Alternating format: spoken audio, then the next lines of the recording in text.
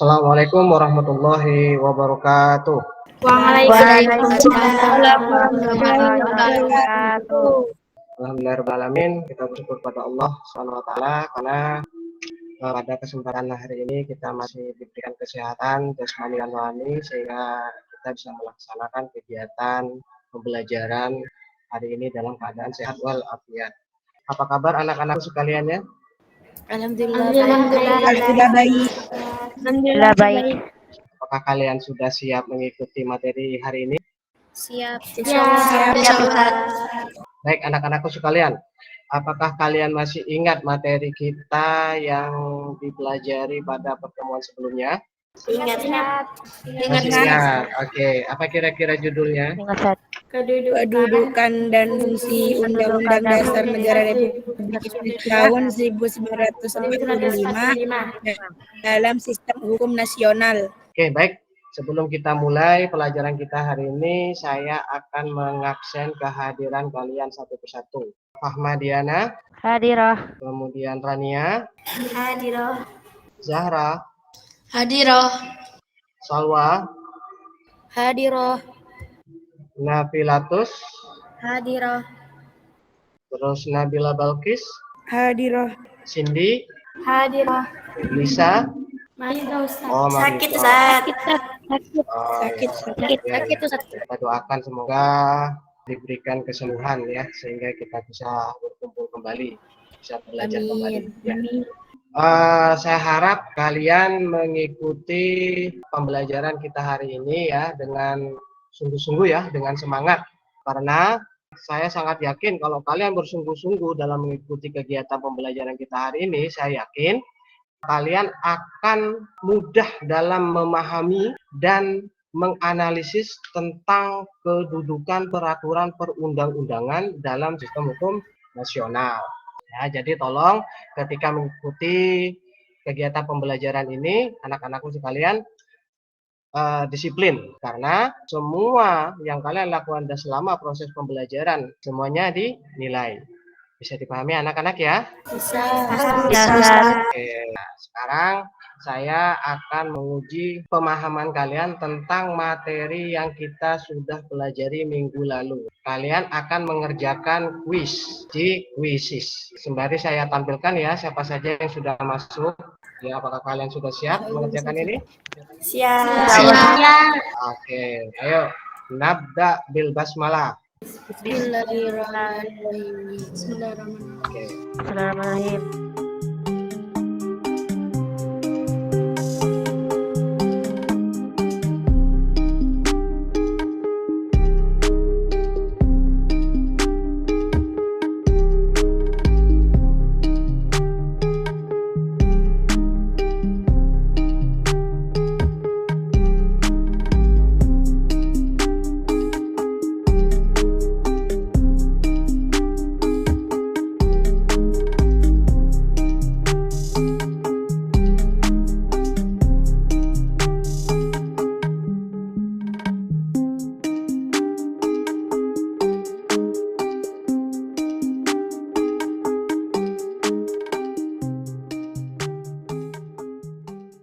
Oke, baik. Apakah semuanya sudah menyelesaikan ya?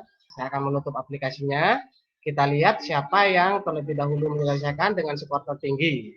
Nah, kita lihat siapakah yang pertama.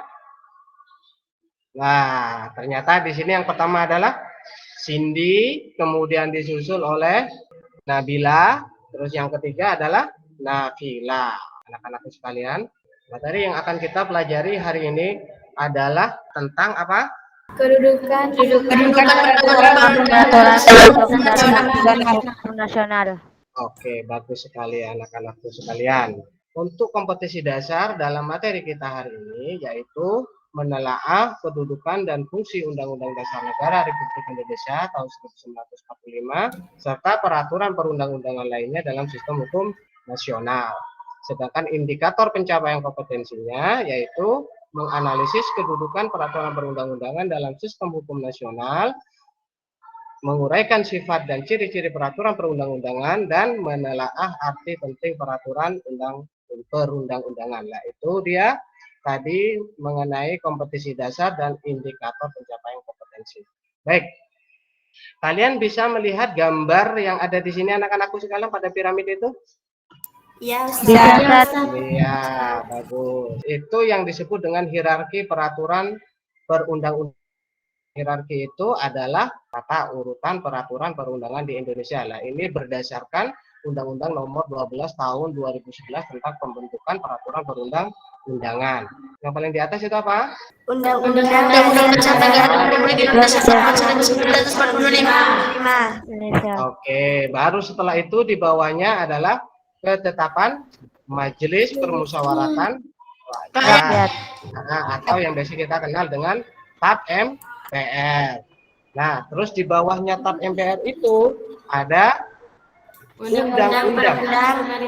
Oke. Terus berada di bawahnya lagi apa? Peraturan pemerintah. Oke, bagus. Di bawahnya lagi? Peraturan Presiden. Oke, di bawahnya lagi? Peraturan daerah provinsi. Oke, di bawahnya lagi? Peraturan daerah provinsi. Nah, jadi itu tata urutan dari sistem peraturan perundang-undangan yang ada di negara Indonesia. Oke, baik anak-anakku sekalian, sesuai dengan materi kita, judul materi kita yaitu tentang kedudukan peraturan perundangan ya dalam sistem hukum nasional. Nah, jadi cakupannya yang pertama itu tentang kedudukannya, kedudukan dari peraturan perundang-undangan, yaitu diakui keberadaannya dan mempunyai kekuatan hukum mengikat sepanjang diperintahkan oleh peraturan perundang-undangan yang lebih tinggi. Nah, kemudian sifatnya bagaimana dari peraturan perundang-undangan ini?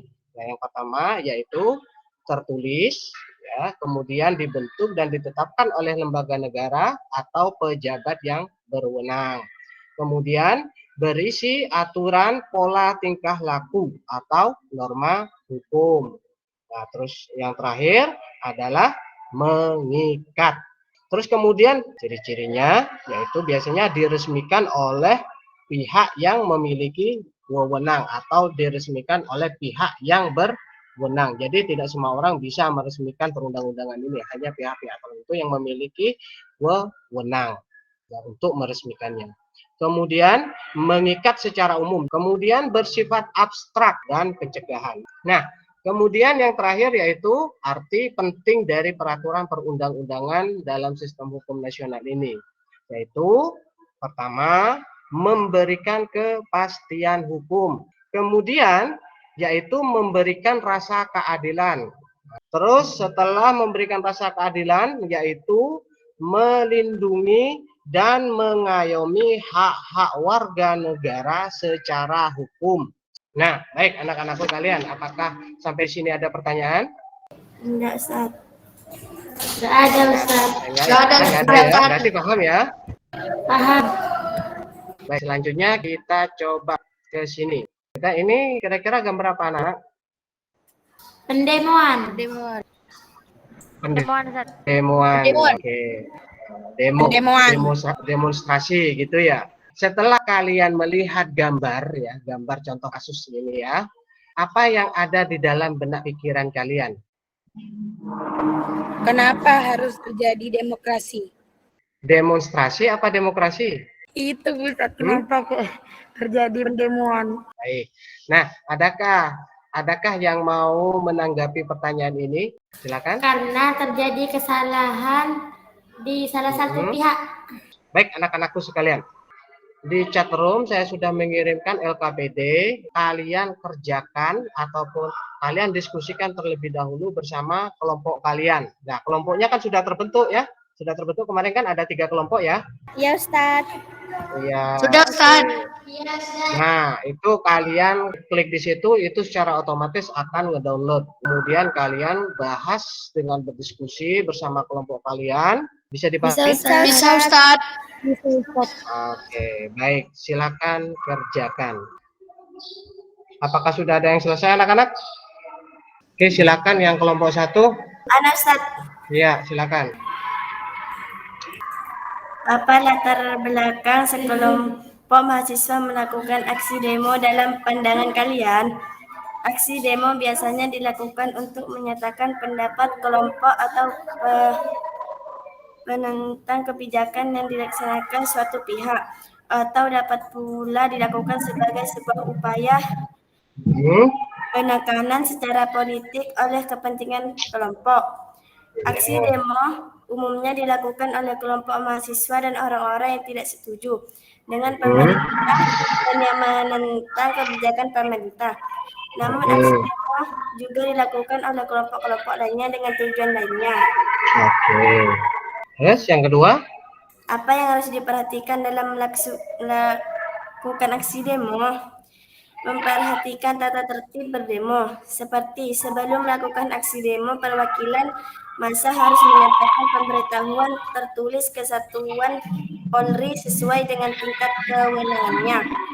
Dan pemimpinan demo menjelaskan berapa orang yang ikut dan apa yang mau disampaikan, kemudian tidak boleh anarkis dan sebagainya. Nah, baik anak-anakku sekalian, sudah bagus ya semuanya, sudah setiap kelompok sudah mempresentasikan. Sekarang siapa yang masih ingat apa judul pelajaran kita hari ini? Kedudukan perundang-undangan dalam sistem hukum nasional. Sistem hukum nasional. Oke, baik. Nah, baik, itu judul materi kita hari ini.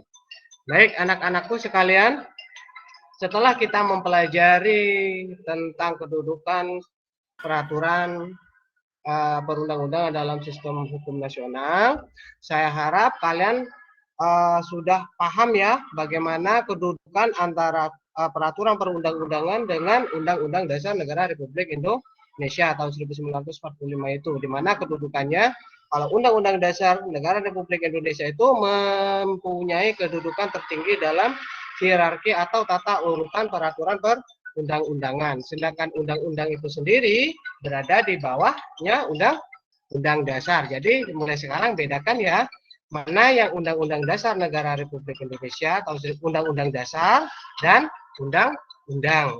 Kenapa? Karena kedudukannya berbeda. Ya, sudah bisa membedakan ya anak-anak sekalian ya? Iya, Ustaz. Oke, baik kalau begitu. Silakan salah seorang di antara kalian bisa menyimpulkan, ada yang bisa menyimpulkan materi kita hari ini? Ya, silakan. Salwa, mana nih? Salwa, ya silakan Salwa. Apa kesimpulan materi kita hari ini? Kedudukan peraturan perundang-undangan mempunyai kekuatan hukum mengikat, sifat peraturan tertulis, arti penting peraturan perundangan memberikan kepastian hukum. Oke, memberikan kepastian hukum. Oke, baik.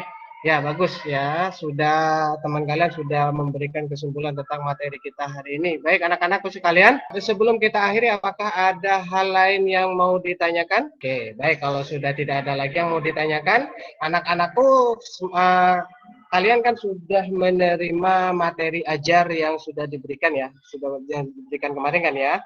Nah, di situ terdapat latihan yang bisa kalian kerjakan ya. Kalian isi, kemudian kalau sudah selesai kalian bisa mengirimkan soft filenya, bisa menggunakan WA group atau medsos yang lain yang bisa digunakan mengirim lembar jawaban kalian itu. Bisa dipahami ya anak-anak ya? Bisa, Ustaz. Oke, baik. Sebelum kita akhiri materi pembelajaran kita, silakan Nabila pimpin doa untuk menutup pelajaran kita. Marilah kita menutup pembelajaran kita hari ini dengan membaca hamdalah. Alhamdulillahirabbil alamin. Oke.